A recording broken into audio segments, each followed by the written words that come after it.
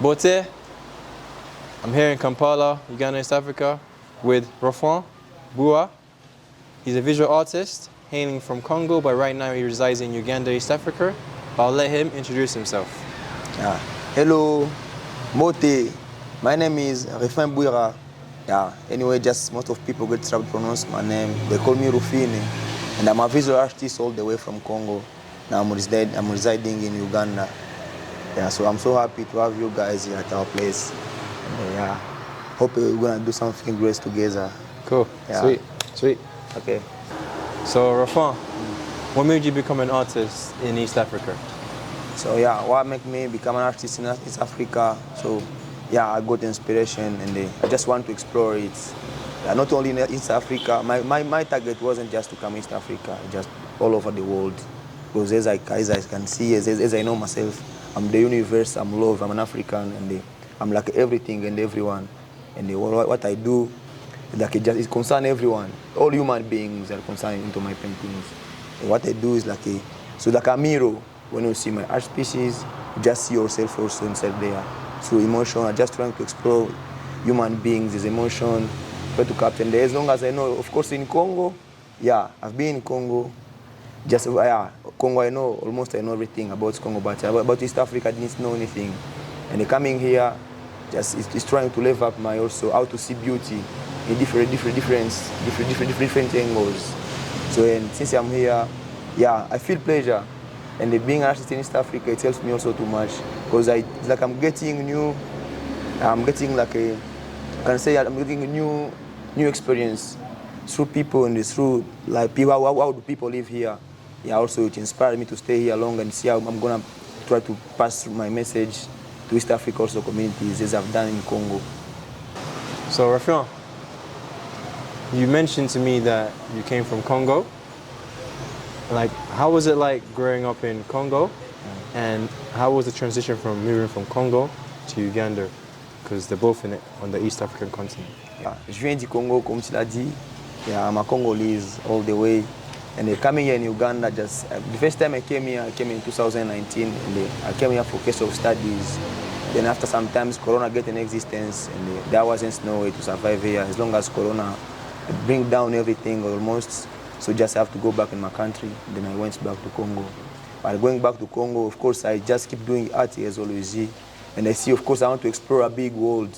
And as I've been here before, and I just wanted also to bring my inspirations through people and see what's going on here. So what art industry gonna bring, or how do people gonna understand my art?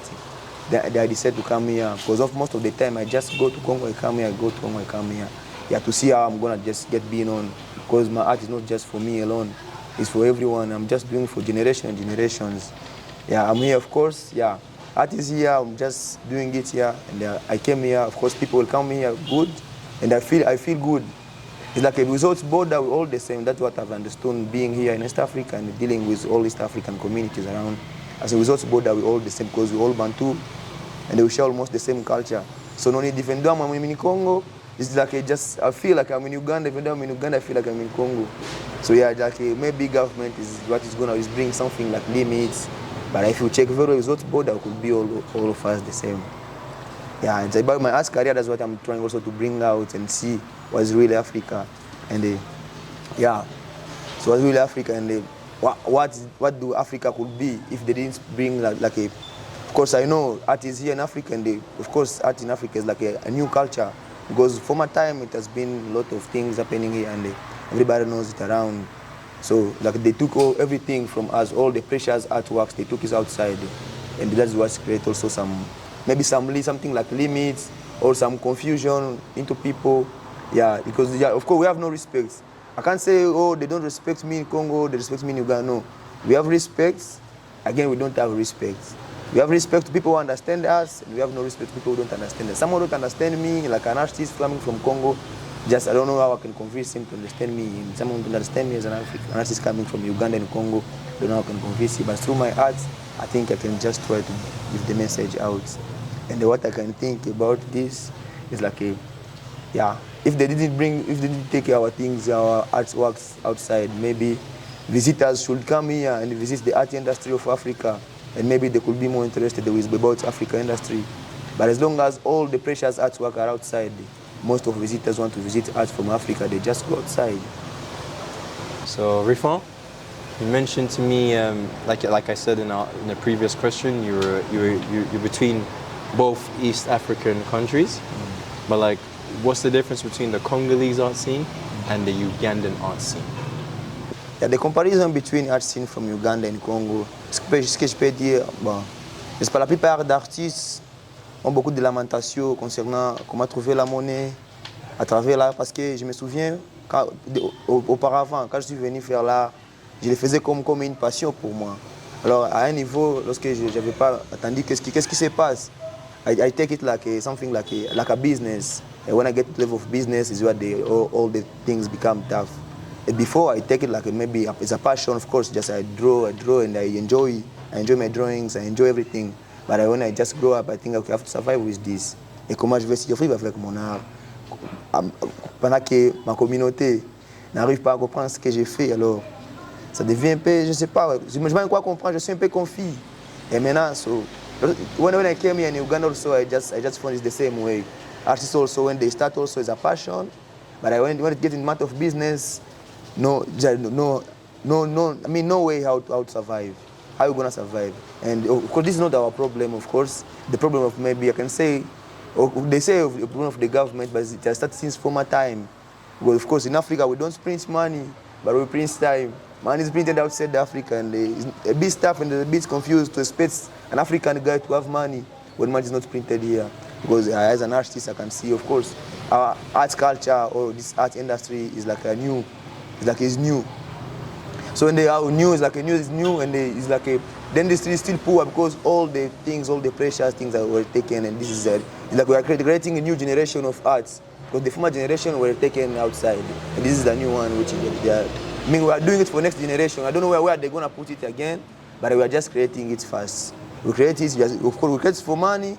Even though we don't get money through it, but we keep creating it. Not only in Uganda, but also in Congo. Artists complain about this. And in Uganda also I've seen, because I've got some friend artists of mine, also they complain with the same issue. Yeah, so what I've seen also in Uganda, in Congo, but in Uganda, of course, yeah, as me, je viens de l'Est du Congo, et là, il n'y a pas beaucoup de galeries. Les artistes peuvent trouver des expositions, c'est quelque chose de difficile. Tu dois seulement consulter l'Institut français. Ça signifie que tu dois consulter seulement l'Europe. L'Institut français est sponsorisé par l'Europe. Tu dois consulter l'Europe pour faire ton exposition. Bon, je ne sais pas quoi faire notre gouvernement. Yeah, as long as we have government, we have ministry, artistic ministry, we have ministry of ministers, we have ministers, and they travel. They go outside, they see what is going on outside. And why not bring it here and see how we're going to bring the arts industry on the next level. But I'm doing this just, okay, I do it to see how I can educate people and for my generation first. I do it for my generation because I remember, I know most of art pieces which were taken outside. And I want also to create another one. Yeah, I'm creating this just to see how people gonna, maybe my family, because I know they respect someone when you die, they respect you more just than when you're alive. When I'm alive, of course, I can do this art piece and people say, oh, they're beautiful, but okay, they're beautiful, they're over. And at one point, you see even at home, they start complaining, since you have been painting up to now, don't you know how to paint already? Or something, you know? Yeah, so it's like a big case. Sometimes I get confused, but it's like I was called to do this. Like I was called to do this. Just even me, I didn't choose to be an artist. I just find myself an artist. And I have to do it wherever I go. Even though I die, maybe, wherever I will go, I will just keep doing art. But the problem is like I just getting out to survive through art. Uganda and Congo is the same way. You have to work hard. You have to work hard to get out to survive here. Ruphin, you mentioned to me that your family was like, you're still painting. Haven't you learned already how to paint? Yeah. So the question is, at what point did your family realize that this is what our son's doing? He wants to take this forward and make a living for himself. Of course, as I've explained before, I was born in Congo, and since I was born, I was just also drawing as every kid can do. Everywhere if I could find the space to draw, I could draw on the mirror, whatever. Even at school, I used to draw. But when my family found out that I'm drawing, and my family, according to their belief, yeah, ils croient que si tu dessines plus, tu dois échouer à l'école. Et ok, c'était comme ça. La plupart des gens qui dessinent beaucoup à l'école ne sont pas concentrés sur ce que l'enseignant est en train de faire. And that was also the same way to me, but I was I can say, a bit bright at school. And yeah, of course I was drawing, but I was focused at school. And the problem was like my family couldn't support me because they grew up in a system that if you draw more, you can't succeed at school. But I was like the first person to get them out of this confusion. Me, I was drawing more and succeed at school. I was drawing more, and then my dad starts complaining until he come to school, and then my teacher told him, okay, I can understand this is his way. So yeah, me, I really want to be an artist, because yeah, I was just feeling like a voice is calling me, be an artist, be an artist. So and I was like, okay, this is okay, I have to realize this dream comes true. Whatever happen, whatever struggle come on, I have to embrace it as it comes. So then I finished my primary school drawing, and then my teacher for senior 5, P5, yeah, was supporting me. Par après, je suis entré à l'école secondaire, j'ai continué toujours à dessiner. Mais c'est arrivé à un moment donné que j'ai voulu aussi aller à l'école, à un centre de formation. Sinon, they took me to a training center called Ijade Perika. But before going there, I used to go there. I go, they chase me because it was for paying. I come, then when I come there, hey, you have not yet paid, so you have to go away if you have not yet. So they chase me. They chased me almost 2 years. They are chasing me. I remember they chased me 2012 and 2013.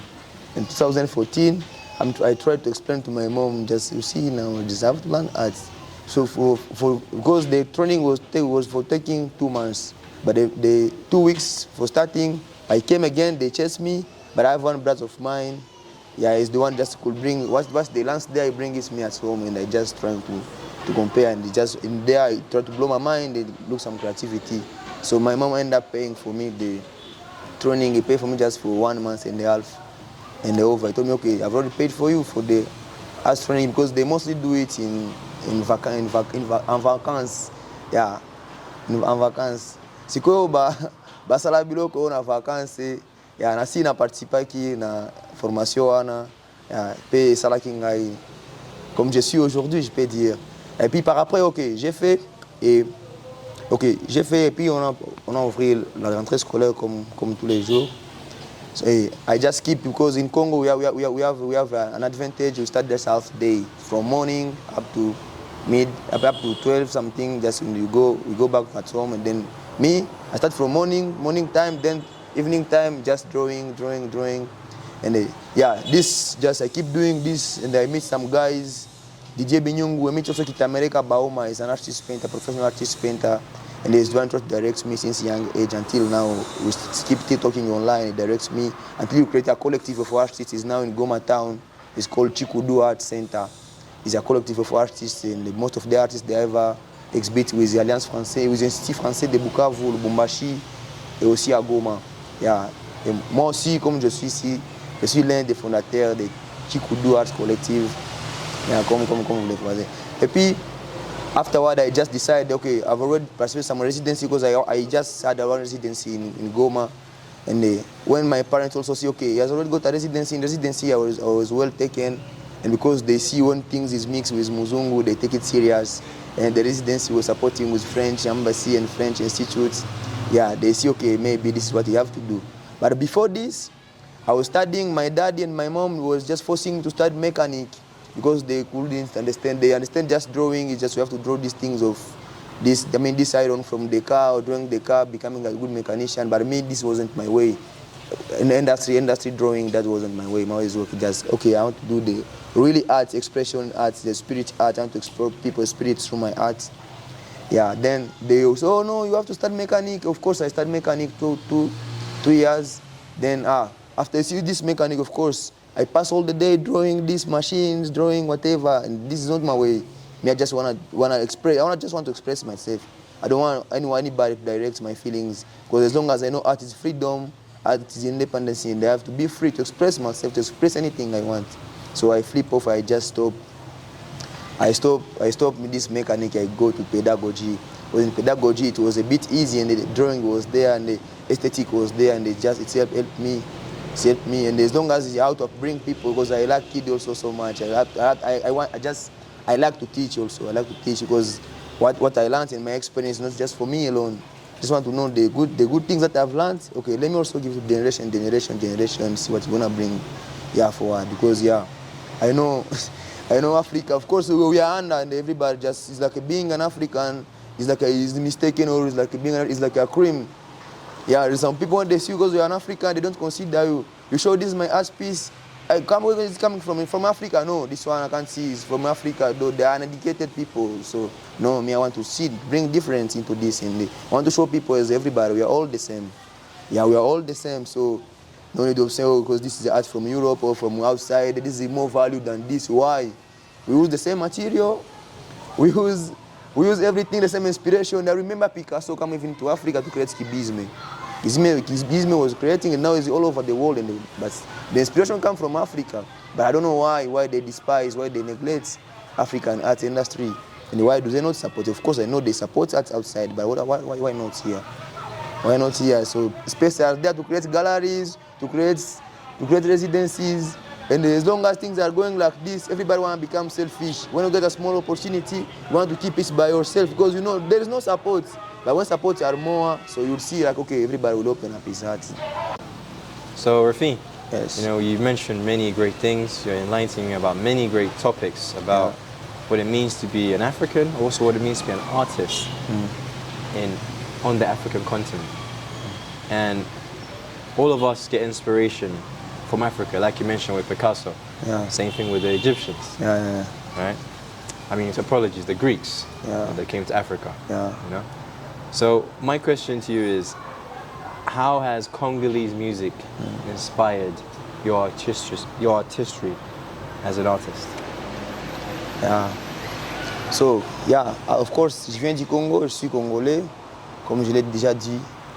Ma carrière artistique a été inspirée par certains artistes musiciens du Congo. Yeah, of course, Congolese music inspires, so it's one of the things also inspire me. Because I know music is like the hardest things to practice. Because I ever stay with musicians and I see how hard they practice.